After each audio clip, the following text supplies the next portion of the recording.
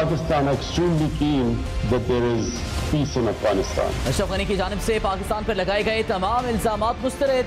कहा अफगानिस्तान के हालात का जिम्मेदार पाकिस्तान को ठहराना इंतहाई गैर मुनसिफाना है। President Ashraf Ghani mentioned Pakistan's negative role in this conflict going on in Afghanistan. I can assure you that no country has tried harder to get Taliban on the dialogue table than Pakistan. To blame Pakistan for what is going on in Afghanistan, I feel is extremely unfair. Indian variant है, इसका जो फैलाव है उसकी speed ज़्यादा तस्वर की जाती है और वो हमें नज़र भी आ रहा है अपने एदाद शुमार के ज़रिए। खुदारा मास्क पहनिए, हजूम में ना जाइए, अगर कोई मजबूरी ही है तो मास्क पहन के जाइए। भारतीय वेरिएंट है, ये बड़ी तेज़ी से फैलता है। इसका हल एक ही है, हिफाजती तदाबीर को अपनाएं, SOPs जो हैं उन पर ज़्यादा से ज़्यादा अमल दरामद करें।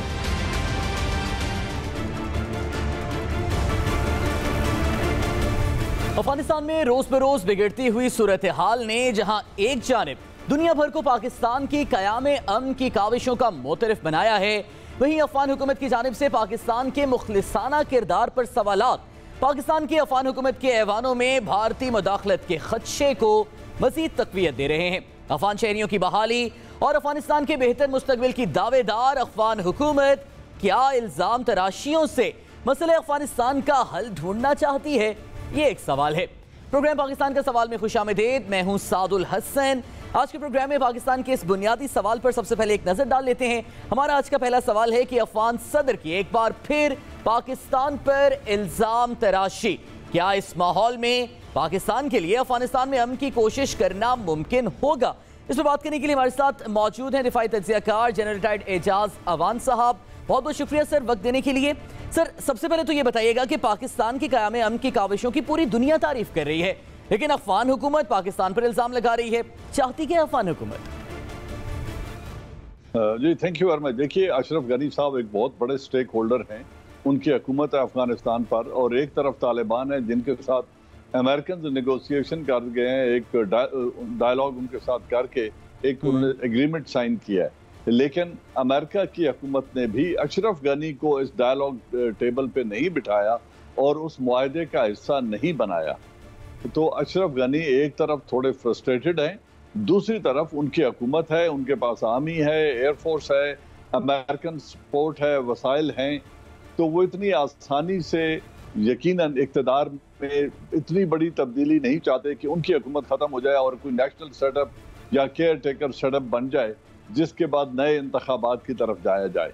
तो उनको तो स्टेटस को पसंद है, उनके हक में जाता है, लिहाजा वो इतना जल्दी तो इस बात को माने नहीं। या रहा नैरेटिव कि पाकिस्तान की तरफ से पाकिस्तान पर लगाए जाने वाले इल्जामात, अमेरिका का जब जी चाहा है उन्होंने तारीफ की है, जब जी चाहा है इल्जामात लगाए हैं। हिंदुस्तान और रॉ ने कभी कारजाई के साथ मिलकर, कभी अशरफ गनी के साथ मिलकर पाकिस्तान को मोरद इल्ज़ाम ही ठहराया है।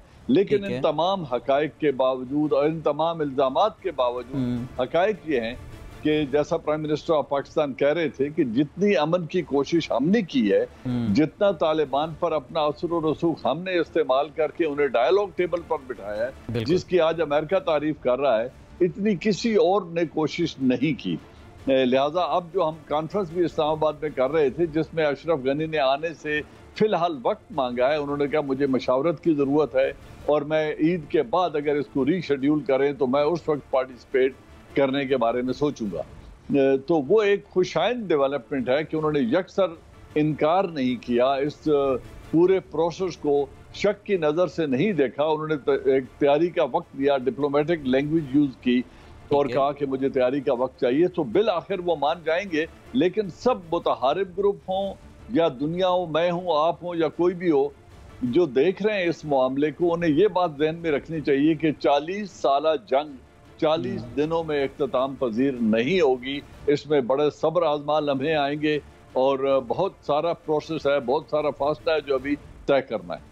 अच्छा जनरल साहब, अफगान हुकूमत के नुक्ता नज़र से अगर हम बात करें, जब बगराम एयरबेस अमेरिका ने खाली की तो फिर अफगान जनरल्स का ये बयान सामने आया कि उन्हें नहीं पता था कि एयरबेस खाली करनी है, बल्कि उन्हें एयरबेस खाली होने के कई घंटे बाद पता चला। फिर अगर रूस की बात करें तो रूस ने भी गुज़श्ता रोज़ ये कहा कि अफगान हुकूमत वाज़ेह हिकमत अमली अपनाए और अफगान हुकूमत पर धोखे का भी इल्ज़ाम लगाया रूस ने भी। वजह क्या है? अफगान हुकूमत अभी तक कोई क्लियर कट पॉलिसी क्यों नहीं अपना रही? क्योंकि दोहा मुज़ाकरात में भी अफगान रहनुमा खुद नहीं शरीक हो रहे, अपने नुमाइंदों को भेज रहे हैं, जो एक और बड़ा मसला खड़ा हुआ है। देखिए, ये मैंने कहा ना कि ये बहुत उलझा हुआ मामला है। इसमें बिल्कुल आप एक बहुत बड़े स्टेक होल्डर को, जो इस वक्त इक़्तिदार में है, उसको नजर आ रहा है कि नेगोशिएटेड सेटलमेंट का मतलब है जो अफगान एमिरेट की क्लेम करते हैं या तालिबान, उन्हें हम अफगान तालिबान कहें, जिन्होंने अमेरिका को रेजिस्ट किया 19 बरस, उनको डायलॉग टेबल पर जगह मिलेगी और उनको इक़्तिदार में शरीक करना पड़ेगा। ठीक है, ये शराकत वो आसानी से देना नहीं चाहते। इक़्तिदार बड़ी अच्छी चीज होता है तो वो देना नहीं चाहते, लिहाजा वो देखना ये चाहते हैं कि क्या वो रेजिस्ट कर सकते हैं। लेकिन उन्हें ये भी तारीख सामने रखनी पड़ेगी कि अगर अमेरिका जैसी कुव्वत, जिसके पास 1,40,000 ट्रूप्स भी थे, एयरफोर्स भी थी, उसके बाद बेपनाह वसाइल भी थे और 20 साल का वक्त भी था, उन्होंने अगर इन तालिबान को घुटने नहीं टिकवा सके तो अशरफ गनी की हुकूमत स्टैंड अलोन अरेंजमेंट के तहत तो ये ऐसा कर नहीं सकती। अब देखना यह है कि अफगानिस्तान के लोगों की फलाह के लिए ये दोनों मुतहारिब ग्रुप किस कदर एक दूसरे को अकोमोडेट करने के लिए तैयार हैं। ठीक है, जनरल साहब हमारे साथ ही रहेगा। यहाँ पर हमें ज्वाइन किया है दिफाई तज़कियाकार जनरल रिटायर्ड नईम खालिद लोधी साहब ने। बहुत बहुत शुक्रिया जनरल साहब, आपने वक्त दिया। सर, आप क्या कहेंगे अफगान हुकूमत की जानिब से पाकिस्तान पर जो इल्ज़ाम लगाया गया है, पाकिस्तान की कोशिशों के बावजूद, मुखलिसाना कोशिशों के बावजूद, आपके नज़दीक क्या वजह है इसकी? आप देखिए कि जब तक हम ये डालें ना कि अफगानिस्तान में किसके क्या इंटरेस्ट हैं, जो एक बुनियादी सवाल है, और फिर कौन कौन एक दूसरे से जुड़ा हुआ है अपने अपने इंटरेस्ट के लिए, और किस किस्म के ये ग्रोह बंदी है, उस तक ये मामला समझ में नहीं आ सकता। देखें, जो इंटरेस्ट है अमेरिका के, वो हमें मालूम है, वो है चीन का यहाँ अमल दखल कम हो, रूस ये राहदारी इस्तेमाल ना कर सके, central Asian countries land locked रहे, नजर रखी जाए ईरान के ऊपर, पाकिस्तान के ऊपर जो हमारे असासे हैं, और सी पैक ना बने। जो अशरफ गनी की हुकूमत है वो किन हालात में रही है उनकी हुकूमत, और जो ही यहाँ पर कोई अमन की बात होगी तो उनकी हुकूमत खत्म हो जाएगी, क्योंकि साफ ज़रा एक नई हुकूमत आएगी, सब कुछ आएगा। हिंदुस्तान जो है उसका बिल्कुल ये है कि पाकिस्तान पर हमला किया जाए और यहाँ पर हालात ख़राब रहे। वो अमेरिका, तो अमेरिका, हिंदुस्तान और अफगान हुकूमत, ये बिल्कुल एक उसमें बुंदे हुए हैं। इन सब का एक ही मतम नज़र है कि किसी तरीके से ऐसे ही चलता रहे अफगानिस्तान जैसे चल रहा था, जो कि साफ ज़रा भी तब्दील हो चुका है। तो वो अभी भी उस ख्याल में और इस ख्वाब में मुब्तला है कि शायद हमें मजीद मोहलत मिल जाएगी और हम लंबी यहाँ पर और याशियाँ करेंगे, तो ये तो मुमकिन नहीं है। तो साफ ज़ाहिर है उनके सिर्फ, और मैं हैरान इस बात पर हूँ कि ये कोई नई बात तो है नहीं। जो कुछ अशरफ गनी कह रहा है, जो कुछ अमरुल्लाह सालेह कह रहा है, जो कुछ उनके बाकी लोग कह रहे हैं, उसके बावजूद हमारी एक ही है जी, हमारे कोई वी हैव नो फेवरेट्स, जो कि एक अच्छा स्लोगन है अगर देखा जाए डिप्लोमेसी के लिहाज से। लेकिन वो लोग जो आपको गुजान पे गुजान पहुंचा रहे हैं, रॉ के साथ मिलकर आपका खून बहा रहे हैं, हर दूसरे दिन एक वाकया पेश आ रहा होता है। ये जो चीनियों वाला, इतनी हमारे चीनी भाइयों के साथ ज्यादती हुई है, ये आपके सामने है, और इसके अंदर भी हमें मिला है इंडिया के NDS इसमें इन्वॉल्व है। तो फिर मेरी समझ से ये बालातर है कि हमारी जो लीडरशिप है बार बार उन्हीं से बात करने पर मुसर है। भाई वो जाती हुई एक चीज है, डूबती हुई कश्ती है, कहाँ तुम उनका हाथ पकड़ने की कोशिश कर रहे हो, कहाँ तक आप उनका साथ दोगे? बस बहुत हो लिया, उनको भुगतने दें, अपना जो कुछ मुफाकात मकाफात अमल उनके साथ होने दें जैसे होता है। तो मैं तो ये समझता हूँ कि मेरा नहीं ख्याल कि अशरफ गनी को। अच्छा, जनरल नईम साहब हमारे साथ ही रहेगा। जनरल एजाज साहब, क्या आप भी इस बात से मुत्तफिक हैं? जनरल नईम साहब जो जिक्र कर रहे थे, अब जिस तरह से कार्रवाइयाँ पाकिस्तान में भी हुई, चाइनीज पर भी अटैक हुआ, पाकिस्तानियों ने भी अपनी जानें कुर्बान की, शहादत नोश की, तो पाकिस्तानी हुकूमत का जो मौक़िफ़ इस सारी सूरत हाल में है, आपके नज़दीक वो मौक़िफ़ बिल्कुल दुरुस्त है? देखिए, हुकूमत का मौक़िफ़ डिप्लोमेटिक है और डिप्लोमेसी में यही लैंग्वेज इस्तेमाल की जाती है, जबकि हमारे पास एविडेंस है एनडीएस की इन्वॉल्वमेंट की, इंडिया की इन्वॉल्वमेंट की, रॉ की इन्वॉल्वमेंट की, और हम ये डोसियर्स और ये तमाम तर इंफॉर्मेशन इंटरनेशनली और यूनाइटेड नेशन के साथ भी शेयर कर चुके हैं। तो जब हमें ये पता है कि उस सरजमीन को इस्तेमाल किया जा रहा है पाकिस्तान के अंदर हालात को ख़राब करने के लिए, हमारा नुकसान करने के लिए और सीपैक की प्रोग्रेस को डिले करने के लिए। एक बात मैं ये कहता जाऊं यहाँ कि सीपैक एक स्ट्रेटेजिक मुआहदा है, वो इन टैक्टिकल एक्शन से रुकेगा नहीं, उसकी डायरेक्शन कोई तब्दील नहीं कर सकता इंशाल्लाह, लेकिन यकीनन हमारा नुकसान होगा, हमें उससे लड़ना है। ये एक थ्रेट है, उस थ्रेट को हमने फेस करना है और इफेक्टिव तरीके से उसे फाइट करना है। लेकिन इसमें मैं बिल्कुल एग्री करता हूँ कि हमारी हुकूमत डिप्लोमेटिक यूज कर रही है, जो अभी जनरल खालिद नईम लोधी साहब ने जिस तरह कहा कि डिप्लोमेसी में तो यही लैंग्वेज इस्तेमाल होती है। लेकिन अगर हम ये कहें कि नहीं, हम तो बिल्कुल अशरफ गनी गवर्नमेंट के साथ खड़े हैं, क्योंकि अशरफ गनी गवर्नमेंट को जनरल एजाज साहब हमारे साथ ही रहिएगा, आपसे भी गुफ्तगू का सिलसिला आगे बढ़ाएंगे। जनरल लोधी साहब, आप जिक्र कर रहे थे पाकिस्तान के स्टांस के भी। अब पाकिस्तान का बहुत सारे कंसर्न्स में से एक और बड़ा मसला ये भी है कि अफगान महाजरीन, अगर खुदा न खास्ता अफगानिस्तान में सूरत हाल खराब होती है तो फिर पाकिस्तान अफगान महाजरीन का भी मामला सामने आएगा। अब ऐसी सारी सूरत हाल को देखते हुए पाकिस्तान का मौक़िफ़ फिर आपके नज़दीक क्या हो जाना चाहिए सर? देखिए जी, पाकिस्तानी हुकूमत का मौक़िफ़ तो बिल्कुल ठीक है। दो प्रिंसिपल बनाए हुए, एक ये जब हम कहते हैं कि हमारे कोई वो फेवरेट्स नहीं है, लेकिन मैंने बता दिया कि रियल पॉलिटिक्स क्या होती है। डिप्लोमेसी के लिए ये मौक़िफ़ ठीक हो सकता है, लेकिन पाकिस्तानी हुकूमत मेरे ख्याल जो कह रही है कर भी वो रही है, जो कि अच्छी बात है कि किरदार में और कॉल में कोई फ़र्क नहीं है। लेकिन ये सोचने की बात है, जहाँ तक ये आप अफगान महाजरीन की बात करें, देखें अभी हमने फेंस भी लगा लिया है, हमने अक़वाम मुत्तहिदा को कहा भी है कि अब अगर वो आते भी हैं तो आप उनका इंतजाम या तो फेंस के परली तरफ कीजिए या इस तरीके से कीजिए कि दोनों तरफ हो सकता है, लेकिन उनको एक आप दायरे के अंदर रखें, मुहित रखें, ताकि वो उनका जो है ना उनकी काउंटिंग और सब कुछ ठीक हो सके। लेकिन एक सवाल जहन में आता है कि देखें, दुनिया कह रही है कि अफगानिस्तान के हालात बहुत ख़राब हो गए हैं और जो है अफगान तालिबान उन्होंने इतने फीसद इलाके पे कब्जा कर लिया है, कम से कम 50-60% पर तो कर ही लिया है ना उनका अमल दखल। तो कहाँ है महाजरीन? आधे महाजरीन तो आ जाने चाहिए थे अभी तक। ये बात दुरुस्त है कि जब ये शहरों में दाखिल होंगे, जब भी होते हैं नहीं होते हैं, अल्लाह बेहतर जानता है, तब महाजरीन ज्यादा आएंगे। लेकिन चूंकि इस दफा हम वेल प्रिपेयर्ड हैं, ज्यादा बेहतर हमें पता है कि पहले हमने क्या गलतियां की हैं, तो मेरा ख्याल है इतने आएंगे नहीं, पहली बात, और दूसरे आए भी तो हम उनको पहले के मुकाबले में बेहतर तरीके से। आप इसे ये जानना चाहेंगे कि जो अफगान अमन कॉन्फ्रेंस पाकिस्तान 17 से 19 जुलाई तक पहले स्केड्यूल कर रहा था, लेकिन अब मुलतवी होगी ईद के बाद तक, ये कॉन्फ्रेंस अगर हो जाती है, पाकिस्तान करवा लेता है कामयाबी से, तो इसके असरात आप क्या देख रहे हैं? देखिए जी, हर वो कोशिश मुफीद साबित होनी चाहिए जिसमें मुफाहमत की बात हो, जिसमें अमन की बात हो। और पाकिस्तान की शुरू से ये काविश है, आपने देखा कि किस तरीके से अफगान तालिबान को कह कर वो लेकर आए, बातचीत पर आमादा किया, हालांकि हमारा आहिस्ता आहिस्ता उनके ऊपर जो लीवरेज था वो ख़त्म होता जा रहा था और अब तो तकरीबन जीरो के करीब हो गया होगा या थोड़ा बहुत ही रह गया होगा। तो कोई भी ऐसा मामला जिसमें लोग मिल बैठ कर बात करने पर आमादा हो जाए, तो वो तो एक अच्छी बात है और होनी चाहिए। लेकिन मुझे मेरा अपना ख्याल ये है कि चूंकि मैंने कहा कि अफगान हुकूमत अमन नहीं चाहती, ये इस पर मेरा अपना एक नजरिया है, और वो इसमें उन्होंने ही आने से इनकार किया। उन्होंने कहा जी हम ज्यादा बड़े थोड़ी कुछ देर के बाद। जनरल साहब हमारे साथ ही रहेगा जनरल एजाज अवान साहब, अभी भी गुफ्तगू मुलाहिजा कर रहे थे। लोधी साहब तो ये कह रहे हैं कि अफगान हुकूमत नहीं चाहती कि कोई संजीदा तरीके से मसले का हल हो। आप क्या समझते हैं कि जो अफगान अमन कॉन्फ्रेंस पाकिस्तान अब ईद के बाद कराएगा, उसके कुछ मुस्बत असरात निकल आएंगे?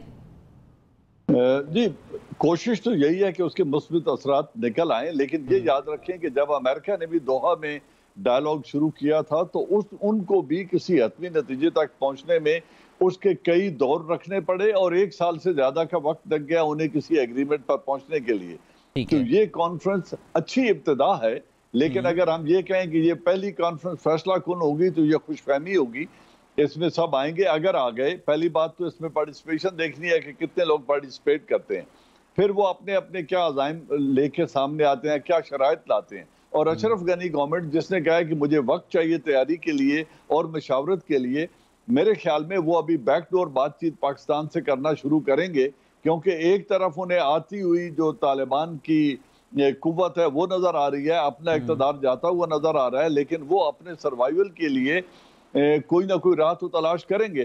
तो वो क्या शराइत लेकर आते हैं ये भी देखना होगा।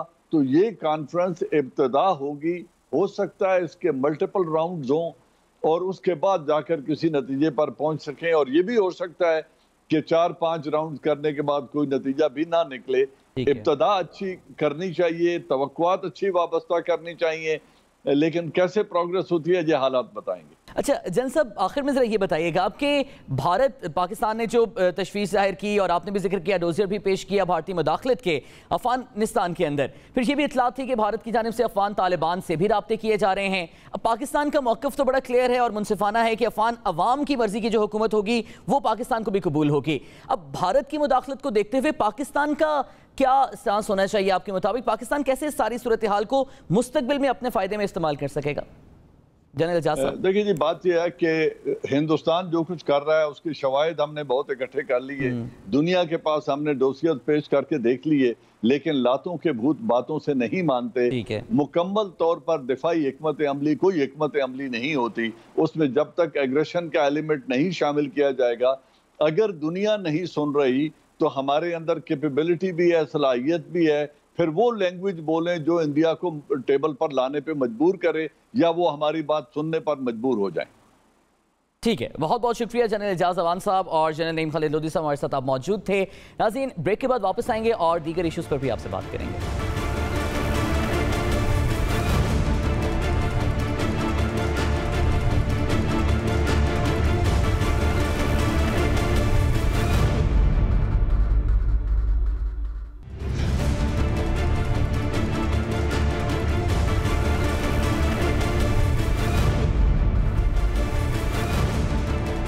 वेलकम बैक नाज़रीन। मुल्क भर में कोरोना वायरस के फैलाव की 6% से ज्यादा शरह ने अवाम की कोरोना एसओपीज पर अमल दरामद में संजीदगी पर सवालिया निशान खड़े कर दिए हैं।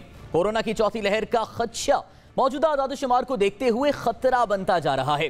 क्या इंतखाबी मुहिम में सरेआम कोरोना एसओपीज की खिलाफ वर्जी करने वाले अवाम के नुमाइंदे शहरियों के लिए संजीदा मिसाल कायम कर रहे हैं? ये एक सवाल है। इस सेगमेंट में हम जिस सवाल पर बात करेंगे, हमारा सवाल यह है कि मुल्क भर में कोरोना के वार फिर तेज हैं। क्या कोरोना पर हुकूमत की मौजूदा हिकमत अमली से काबू पाया जा सकता है? इस पर बात करेंगे। हमारे साथ मौजूद हैं सूबाई वज़ीर सेहत पंजाब डॉक्टर यास्मीन राशिद साहिबा। बहुत बहुत शुक्रिया डॉक्टर साहिबा वक्त देने के लिए। मैडम, सबसे पहले तो जरा ये बताइएगा कि जो अब सूरत हाल सामने आ रही है कोविड केसेस की, जो मौजूदा हमारी हिकमत अमली है, क्या उससे इस पर भी काबू पाया जा सकेगा? इंशाल्लाह जी, असल में है तो एक परेशानी की बायस तो है कि एक फोर्थ वेव के शुरू होने का खदशा है, और ख़ास तौर पे ये जो नया स्ट्रेन है, जो इंडियन स्ट्रेन है जिसको डेल्टा स्ट्रेन कहते हैं, उसमें ये देखा गया है कि उसकी इन्फेक्टिविटी रेशियो जो है वो भी ज़्यादा है और उसका जो बेसिकली फैलाव है वो भी ज़्यादा तेज़ी से होगा, और उसके अलावा उसकी जो विरुलेंस है वो भी कंपैरेटिवली ज़्यादा होगी। तो वो है तो परेशानी वाली बात, लेकिन अल्लाह ताला खैर रखे अगर हम दो चीज़ें जो हैं उन पे बहुत ज़्यादा ध्यान करें। एक तो ये कि SOP प्रैक्टिस जो है वो बहुत अहम है, लोगों को इस चीज़ की बात समझनी चाहिए, और इंडिया में जो हालात डेवलप हुए थे इस ट्रेन की वजह से उसको मद्देनजर रखते हुए, और अगर उन्होंने सबने वो वीडियोस देखी हैं कि किस तरह लोग सिसक ऑक्सीजन की कमी की वजह से सड़कों पे इंतकाल कर रहे थे, इस चीज़ को मद्देनजर रखते हुए अगर सिर्फ मास्क पहन के एहतियात कर लें तो बहुत ज़्यादा, यानी 60% से 70% हम उसमें रुकावट, हाथों को धोना, सोशल डिस्टेंसिंग, और उसके अलावा देखें अब तो वैक्सीन आ गई है पाकिस्तान के अंदर, और हम मुसलसल कोशिश कर रहे हैं। इस वक्त पंजाब के अंदर कोई तकरीबन 667 जो हैं वो हमने सेंटर्स बनाए हुए हैं, और कोशिश कर रहे हैं कि दही इलाकों में, छोटे से छोटे कस्बे में भी ये सहूलत मौजूद हो ताकि लोग अपने आप को आकर। अच्छा डॉक्टर साहब, ये जो वैक्सीन का भी जिक्र कर रही है, यहाँ पर जो डेल्टा वेरिएंट जिसका खदशा जाहिर किया गया है, केसेस आए भी हैं पाकिस्तान में सामने, ये कहाँ से पाकिस्तान में ये केसेस आए हैं? देखिए, ये तो इसके लिए तो बड़ी लंबी चौड़ी इन्वेस्टिगेशन करनी पड़ेगी। हमने तो जो इस वक्त पंजाब के अंदर आज से 3 दिन पहले कोई 42 केसेस थे, और जो एट रैंडम पिक किए जो मरीज हमारे पास कोविड के साथ दाखिल थे अस्पतालों के अंदर, उनके अंदर जो रिसेंट पेशेंट्स आए थे उनमें से को तकरीबन 24 जो थे वो पॉजिटिव निकले डेल्टा वेरिएंट के, जब उन्होंने जीनोम सीक्वेंसिंग की, यानी तकरीबन 60% के करीब डेल्टा वेरिएंट ही चल रहा था। सो दैट मीन्स कि जी डेल्टा वेरिएंट तो पाकिस्तान में आ गया है। इसके बारे में तो आपको पता है, सिंध ने भी अनाउंस किया है, फेडरल गवर्नमेंट ने भी अनाउंस किया कि डेल्टा वेरिएंट आ गया। आया कहाँ से है आपको पता है, जब हम कहते हैं ना ग्लोबल विलेज बन गए हैं, तो हमारी तो शायद थोड़ी सी जो ताखीर हुई है वो इस वजह से है कि आपको पता है कि हमारा ईस्टर्न बॉर्डर जो है वो बंद है जी, और वहाँ से आपको पता है आमतौर हफ्ते को वहाँ पाबंदी है, वरना शायद बहुत पहले ही हमारे हालात खराब हो जाने चाहिए। अभी तो ये वाया आपको पता है जो ट्रैवलर्स जाते हैं, जैसे यूके गए, वापस दुबई गए, अबू धाबी गए, सऊदी अरेबिया गए, वहाँ आपको पता है जो हमारे पाकिस्तानी लोग हैं उनसे जब मुलाकात होती है और उसे कोई कैरी करके वापस लेके आया है, that is actually been the problem. और वो होता है कि रैपिड जो टेस्टिंग हम करते हैं उसके अंदर, रैपिड टेस्टिंग के अंदर अगर आप उस वक्त सिम्टम्स वगैरह नहीं है और तो बड़ा मुश्किल होता है इसको कैच करना। तो कोई ना कोई केस जो है एक दफा निकल के बाहर आ जाए, फिर उसके बाद आपको पता है रुकावट थोड़ी होती है। अगर आपको याद हो जो पहला केस आया था तबतार से और कराची वहाँ पहुंचे, तो उसके बाद तो आपको पता है काम सिलसिला शुरू हो गया। डॉक्टर साहब एक और सवाल जो जिस पर हम आपसे भी बतौर माहिर सेहत भी राय जानना चाहेंगे, जो वैक्सीन इस वक्त दस्तयाब है जो लगाई जा रही है, क्या यही वैक्सीन इस डेल्टा वेरिएंट के लिए भी उतनी मुफीद है? देखिए बेसिकली तो वायरस तो एक ही है ना जिसके बारे में हम बात करते हैं, basically it is the Covid virus. और अभी हमारे लिए बहुत मुश्किल है कहना कि अभी कौन सी वैक्सीन ज्यादा इसके अगेंस्ट इफेक्टिव होगी। इस वक्त तो आपको पता है हर किस्म की वैक्सीन पाकिस्तान में लग रही है, मॉडर्ना भी लग रही है, एस्ट्राजेनेका भी लग रही है, फाइजर भी लग रही है, फिर चाइनीज वैक्सीन भी लग रही है, साइनोफार्म, साइनोवैक, और हमने अब वो जो कॉन्साइनो है वो उसकी प्रोडक्शन मतलब वो उसकी जो शुरू कर दी है, पार्शल प्रोडक्शन जो है, फॉर्मुलेशन वगैरह यहाँ पाकिस्तान में शुरू कर दी है। बेसिकली ये तो वक्त ही बताएगा। मेरा ख्याल है दुनिया में कोई बंदा प्रोडिक्ट नहीं कर सकता कि ये वायरस में किस तरह बिहेव करना है, लेकिन हमारी तरफ से तो हमें एहतियाती तदाबीरें अख्तियार करनी चाहिए। जो वैक्सीन अवेलेबल है वो तो लगवा लेनी चाहिए। ठीक है, वजह यह है कि भी कम से कम कुछ ना कुछ प्रोटेक्शन तो जरूर देगी ये वैक्सीन।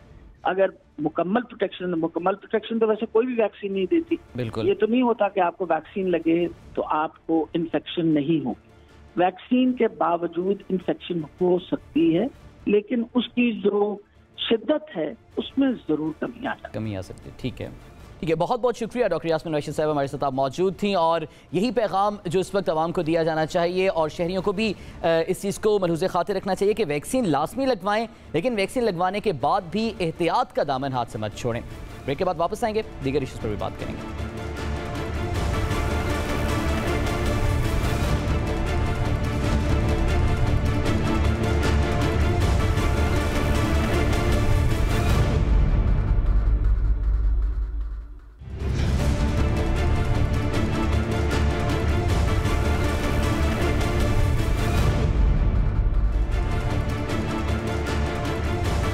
वेलकम बैक नाज़रीन। मॉनसून की बारिशें कराची वालों के चेहरे से सुहाने मौसम की खुशियां छीन कर उनकी जिंदगियों को कभी नामुंदमिन होने वाले दुखों से भर रही हैं। करंट लगने के मुख्तलिफ वाक़यात में आज 3 अफराद जान की बाजी हार गए। अपने बेटे की पैदाइश से चंद लम्हात कबल करंट लगने से जाँ बहक होने वाले राहील की मौत का जिम्मेदार कौन है, ये एक सवाल है। कराची की मजबूरी सूरत हाल पर बात करेंगे। हमारे साथ नुमाइंदा हम न्यूज़ मोनिस सिराज मौजूद हैं। बहुत शुक्रिया मोनिस, बताइएगा कि इस वक्त बिजली की क्या सूरत हाल है। करंट लगने के काफ़ी अफसोसनाक वाक़यात भी हमने देखे हैं, आज भी 3 अफराद जाँ बहक हुए। साथ बड़े अफसोस के साथ कहना पड़ता है कि कराची में बारिश का होना और उसके बिल्कुल साथ ही बारिश के फौरी बाद हादसात का शुरू हो जाना ये कोई अनोखी बात नहीं है। कराची में हम ये देखते आए हैं माजी में भी कि जो ही बरसात का आगाज़ होता है कराची में हादसात का भी आगाज़ हो जाता है। और गुज़िश्ता शब जो मानसून पहले स्पेल की जो बारिश हुई है उसमें अगर सूरत हाल की बात की जाए तो 3 वाक़यात पेश आए अफसोसनाक, जिसमें 3 अफराद लुक़मा अजल बने, जिसमें एक बच्चा भी शामिल था। जबकि जो अफराद ज़ख्मी होते हैं उनकी तादाद तो अनगिनत होती है। मुख्तलिफ उसके अवामिल होते हैं। कहीं सड़कों पर जो है वो गाड़ियाँ हादसात का शिकार हो रही होती हैं टूट फूट, सड़कों की टूट फूट की वजह से, और कहीं करंट लगने के वाक़यात, कहीं दीवारें गिरने के वाक़यात, कहीं छतें गिरने के वाक़यात, क्योंकि कच्ची आबादी भी बहुत है कराची में, बहुत हैं। तो शहर के मदाफ़ात में इस तरह के हादसा जो है वो अनगिनत हादसा रूनुमा होते हैं। और ज़ख्मी जो है वक्तन फ़वक्तन बरसात के मौसम में हम देखते हैं कि अस्पतालों में लाए जाते रहते हैं। तो यही कुछ सूरत हाल इस बार भी देखने में आई है। 3 अच्छा मुनिस, ये बताइए कि इस वक्त कराची के किन इलाकों में बिजली की बहाली का काम मुकम्मल कर लिया गया है? साथ अगर मजमूई तौर पर शहर की बात की जाए तो जो रूटीन की लोड शेडिंग है वो तो अपने हिसाब से जारी है, और वो इलाके जहाँ रोज़ाना की बुनियाद पर जो है वो लाइट बंद की जाती है कि इलेक्ट्रिक की तरफ से, वहाँ जो है वो रूटीन के हिसाब से जो है वो लोड शेडिंग हो रही है। अलबत्ता गुज़िश्ता शब जब बारिश हुई थी तो उसके बाद हमने देखा था कि बहुत से फीडर्स ट्रिप कर गए थे शहर के, और शहर का एक बहुत बड़ा हिस्सा जो है वो अंधेरे में डूब गया था, जिसमें सर फहरिस्त अगर बात की जाए तो कराची का ज़िला वस्ती जो था वो सर फहरिस्त था। वहाँ पर बहुत ज़्यादा जो है ये शिकायत देखने में आई कि बिजली जो है बरसात की बूंदें पड़ते ही बिजली गायब हो गई। इसके साथ साथ ओल्ड सिटी एरिया से भी शिकायत मौसूल होती रही, मलीर के मुख्तलिफ अदला से, कोरंगी में, लगभग शहर भर में ये सूरत हाल थी कि जब बारिश की बूंदें पड़ी उसके बाद जो है वो बिजली चली गई। के इलेक्ट्रिक हुकाम का इस हवाले से ये मौक़िफ़ था कि एहतियात के तौर पर उन्होंने जो है वो मुमकिन खदशात के पेश नज़र बिजली को बंद किया है ताकि किसी किस्म के जानी नुकसान नहीं हो चुके। ठीक है, बहुत बहुत शुक्रिया मोनिस सिराज हमारे साथ मौजूद थे और कराची की सूरत हाल से हमें आगाह करें। नाज़रीन, खेल की कुछ बात करेंगे। सरज़मीन इंग्लैंड पर पहले मार्के में नाकामी के बाद अब कौमी क्रिकेट टीम T20 सीरीज में वनडे की गलतियां ना दोहराने के अज़्म से उतरने को तैयार है। क्या कौमी क्रिकेट टीम वाकई तैयार है? ये एक सवाल है जिस पर हम बात करेंगे। हमारे साथ मौजूद हैं आकिब जावेद साहब, बहुत बहुत शुक्रिया सर वक्त देने के लिए। सबसे पहले तो ये बताइएगा कि क्या उम्मीदें रखी जाएं कौमी क्रिकेट टीम से T20 सीरीज में? देखिए, जो T20 क्रिकेट है इसमें जो टीम दो, अगर एक वीक टीम है या मजबूत टीम है तो उसका फर्क कम हो जाता है। जैसे 50 ओवर्स में बेहतर टीम दूसरी कमजोर टीम से बहुत दूर होती है, टेस्ट में और ज्यादा दूर होती है। तो इसमें किसी कमजोर टीम का एक दिन जीत जाना भी कोई ऐसी बात नहीं, हो भी सकता है। बट अगर दोनों टीमों को आप कंपेयर करें, I don't think there is any comparison in England, playing in England in their own soil. Pakistan के लिए प्रॉब्लम तो डेफिनेटली होगी, और जिस तरह की टीम सिलेक्शन हुई है उसको मैं देख के हैरान हूं कि 4 ओपनर आपने सिलेक्ट किए हैं। अब मुझे ये नहीं समझ आती कि कौन किस जगह और कैसे खेलेगा। फखर है आपके पास, बाबर आजम है आपके पास, रिजवान है और शर्जील है। अब इनका बैटिंग ऑर्डर कौन सा होगा? सुहेब, जिनको इंस्पायर्ड होकर PSL की परफॉर्मेंस टीम में डाला गया, उन्होंने भी 3 नंबर के ऊपर सुल्तान से खेलते हुए परफॉर्मेंस दी है। अब उनको अगर 6 पे खिलाएंगे, फिनिशर का रोल उनसे एक्सपेक्ट कर रहे हैं, तो लास्ट टाइम उन्होंने कब ऐसा रोल प्ले किया था? So I think the team balance बनाने के लिए इनको काफी मुश्किल नजर आती है मुझे। अच्छा आकिब, ये भी जरा बताइएगा कि वनडे में बॉलिंग में खासतौर पर हसन अली ने आउट परफॉर्म किया है बाकी दीगर जो हमारा बॉलिंग अटैक है उसके मुकाबले में, लेकिन आज हसन अली भी दस्तयाब नहीं है, जबकि इंग्लैंड की टीम अब ज्यादा जो प्लेयर्स वनडे में नहीं भी खेल रहे थे वो भी अब खेल रहे हैं। तो कितना बड़ा नुकसान होगा हसन अली की गैर मौजूदगी पाकिस्तान के लिए? देखिए, डेफिनेटली हसन ने उस दिन 5 आउट भी किए वनडे में और बेहतर बॉलिंग कर रहे थे, तो डेफिनेटली नुकसान तो होगा। बट बात वही है कि अब उनकी पूरी टीम प्लेयर्स वापस फुल स्ट्रेंथ टीम वापस आ गई है, और आसान नहीं होगा पाकिस्तान के लिए एक मजबूत टीम को, इंग्लैंड जैसी को हराना। अच्छा आकिब, आपने सिलेक्शन पर बात की। वनडे सीरीज में जो पहले 2 मैचेस में बाबर आजम की परफॉर्मेंस रही, तीसरे मैच में जाहिर उन्होंने सेंचुरी बनाकर फिर अपनी परफॉर्मेंस दिखाई भी, लेकिन पहले 2 मैचेस की परफॉर्मेंस के बाद ये कहा जा रहा था कि बाबर आजम को बतौर प्लेयर रहने दें, कप्तानी का बोझ जिम्मेदारी उन पर मत डालें। क्या आप समझते हैं कि कप्तानी में भी कोई फॉल्ट्स रहे थे वनडे सीरीज में?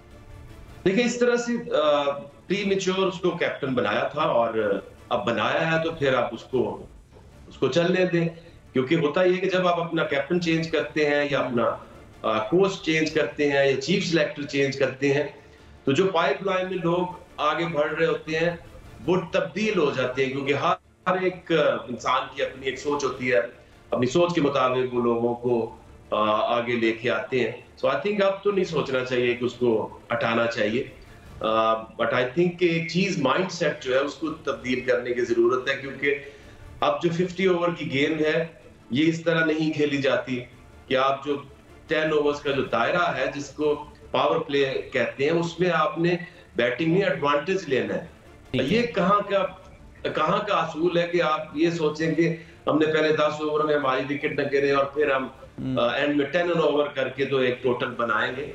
वेयर एज इंग्लैंड ने, न्यूजीलैंड ने, ऑस्ट्रेलिया ने, इन मजबूत टीमों ने, इवन इंडिया ने, इन टीमों ने अपनी गेम प्लान को बदला है। उन्होंने ये फैसला किया हुआ है, स्पेशली इंग्लैंड ने, कि आपने 6 ओवर से नीचे नहीं जाने देना गेम को। आप पूरा पॉजिटिव जाओ और स्ट्राइक रेट अपना बढ़ाओ, क्योंकि पाकिस्तान को ये बहुत पीछे रह गए हैं। फिटनेस का अगर हम म्यार देखें तो आज के दौर में आपके एक टीम के अंदर शर्जील खान और एक आजम खान इन जैसा होना, और शोएब भी जो है वो बहुत अच्छे फील्डर नहीं है। तो अगर ये 3 लोग खेलते हैं तो आपके 3 फील्डर जो है वो वीक लिंक होंगे। अच्छा, आई थिंक आकिब जावेद साहब, जो ग्रुप्स अनाउंस किए गए हैं T20 वर्ल्ड कप के लिए, उसमें पाकिस्तान और इंडिया एक ही ग्रुप में है। अब उसके लिए आप क्या देख रहे हैं पाकिस्तानी टीम की मौजूदा तैयारी को देखते हुए, मौजूदा परफॉर्मेंस को देखते हुए? देखिए, बाकी टीम जो है वो बहुत बैलेंस बनी हुई है। अभी हम टीम को अभी तक रीबिल्डिंग और 3 साल होने के बावजूद भी हम एक्सपेरिमेंट से बाज नहीं आ रहे। कंसिस्टेंटली हमें पता नहीं है इनको कि किस प्लेयर को हमने लेके चलना है। कभी 4 ओपनर डाल लेते हैं, कभी एक टूर के ऊपर हैदर अली जाता है, फिर उसको ड्रॉप कर दिया जाता है, कभी इफ्तिखार खेलता रहा, कभी आसिफ अली खेलता रहा। तो इतने ज्यादा जो कैप्स बांटी गई हैं मिसबा और इस दौर में, वो आज तक हमने नहीं देखा। क्योंकि जो टीम सेटल टीम होती है उसके 8 से 9 प्लेयर ऐसे होते हैं जो पूरा साल खेलते हैं। 1 से 2 प्लेयर ऐसे होते हैं जो कि चेंज होते रहते हैं। जब भी आपकी एक मजबूत टीम बनेगी तो उसमें चेंजेस आपको लगेगा कि पूरा साल हमने लोगों को रेस्ट कराया, हमने अपनी चॉइसेस नहीं बदली। ठीक है, बहुत बहुत शुक्रिया आकिब जावेद साहब हमारे साथ मौजूद थे और क्रिकेट की सूरत हाल पर अपनी माहिराना राय से हमें आगाह करें। नाज़रीन, ब्रेक के बाद वापस आएंगे और कुछ सियासी मामला पर गुफ्तगू करेंगे।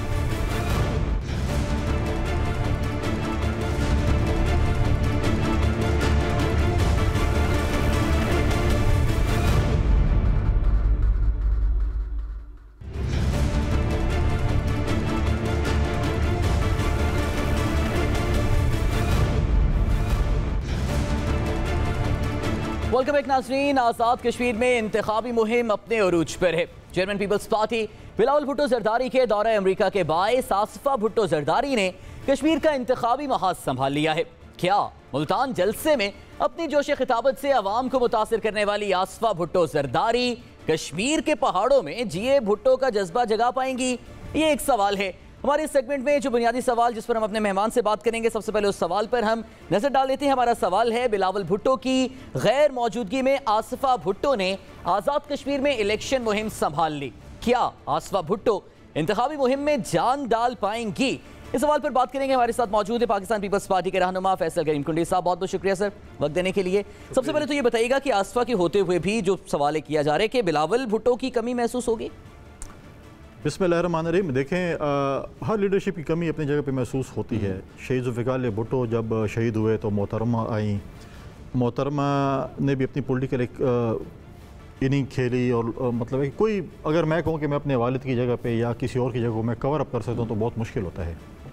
लेकिन देखें, बिलावल साहब, आपको पता था कि जब हमारे PDM था तो उस वक्त जब कोविड हुआ था तो मुल्तान का जलसा हम होस्ट कर रहे थे, तो उस पर आसिफा भुट्टो साहबा ने जो है वो बिलावल साहब ने उनको भेजा। अभी चेयरमैन बिलावल साहब एक US विज़िट पे हैं, पहले से उनकी कमिटमेंट थी। उन्होंने इलेक्शन कैंपेन पीपल्स पार्टी ने सबसे पहले कश्मीर में शुरू की क्योंकि उनको पता था कि उन्होंने जाना है। तो एक हफ्ते का गैप था, उसमें फिर उन्होंने आसिफा भुट्टो साहबा को रिक्वेस्ट की कि वो उधर जाएँ। और वो आज उनके अलावा पार्टी के बाकी लीडरशिप भी, अगर आप देखें, फरियाल तालपुर साहबा भी हैं, गिलानी साहब भी हैं, राजा प्रोफेसर साहब भी हैं, कायरा साहब भी हैं। तो हर कोई अपनी जगह पे मोबलाइज है और जहाँ जिस पॉलिटिकल लीडरशिप की ज़रूरत होती है वो वहाँ पर आज भी जलसे कर रहे हैं। बिलावल साहब का गैप तो फिल नहीं कर सकती, लेकिन वर्करों में, पार्टी के जियालों में, पार्टी के वर्करों में वो जान ला सकती हैं, क्योंकि वो जब कैंपेन लीड करेंगी, एक मोहतरमा शहीद की बेटी हैं, और सवाल होता है कि वो सियासत, तो अगर आप मछली को तैरना सिखाएं तो वो तो आप कहेंगे। अच्छा फैसल साहब, वो बात तो आपकी दुरुस्त है, लेकिन जिस तरह से बयानिया पीपल्स पार्टी का बिलावल भुट्टो लेके इवन आज़ाद कश्मीर में भी चले हैं, जो इब्तदाई कुछ जलसों में उन्होंने मुस्लिम लीग नून पर भी बड़ी तनकीद की, PTI पर भी की, तो आसफा उसी तरह से इस बयानिया को लेके आएंगी आगे? देखिए, आसफा साहिबा जो है वो अपने भाई को बड़ा क्लोजली वॉच करती हैं, उनकी पॉलिटिक्स में उनका साथ होती हैं, और जब भी, जैसे मैंने कहा कि उनको जब कहा जाता है चेयरमैन की तरफ से, तो वो आती भी हैं। ठीक है। तो अब मुझे तो ये नहीं पता कि आसफा साहिबा की स्पीच वो क्या करेंगी। अच्छा, मतलब मैं जब स्पीच करूँगा मेरे अपने जज्बात होंगे, तो जब वो कल जा रही हैं रैली की सूरत में, तो जब आप देखेंगे तो डेफिनेटली आपको पता चलेगा कि वो, और पार्टी का एक ही बयान होता है, ये नहीं है कि पार्टी का इंटरनल मीटिंग्स में तो हमारे मौक़िफ़ में तब्दीली आ सकती है, लेकिन जब हम जाते हैं तो चेयरमैन, पार्टी का जो चेयरमैन है, उसका जो मौक़िफ़ होता है, उसका जो बयान होता है, उसको हम फॉलो करते हैं। अच्छा फैसल साहब, वैसे उम्मीदें क्या हैं पीपल्स पार्टी को realistically speaking Azad Kashmir election से? क्योंकि गवर्नमेंट तो ये कह रही है कि 20 से 25 जाले निकल आए तो बड़ी बात है। फिर फवाद चौधरी साहब ने भी कहा कि पता चल गया था कि हारना है, इसलिए बिलावल साहब फिर बाहर भी चले गए। तो पीपल्स पार्टी को खुद हकीकी उम्मीदें क्या हैं? 20-25 जियाले निकल आए का क्या मतलब है कि सिर्फ वोट देने 20-25 जियाले आ जाए तो बड़ी बात है?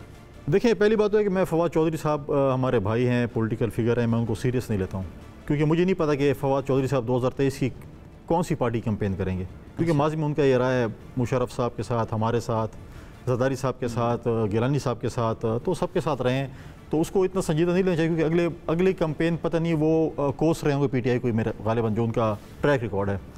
पहले उन्होंने कहा कि जी पीपल्स पार्टी के पास 6 के 8 कैंडिडेट हैं, जो उन्होंने एक इन्फॉर्मेशन चलाई।